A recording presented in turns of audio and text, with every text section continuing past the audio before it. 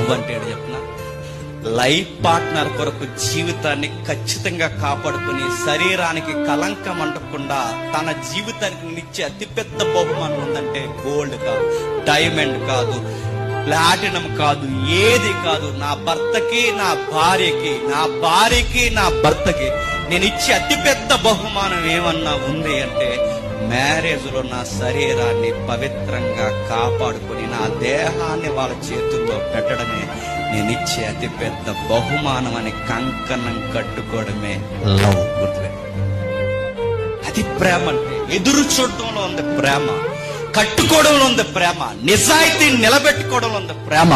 ఆ వచ్చే పార్ట్నర్ నేను ఇచ్చే నమ్మకమైన బహుమానం పెట్టే గోల్డ్ రింగ్ కాదు.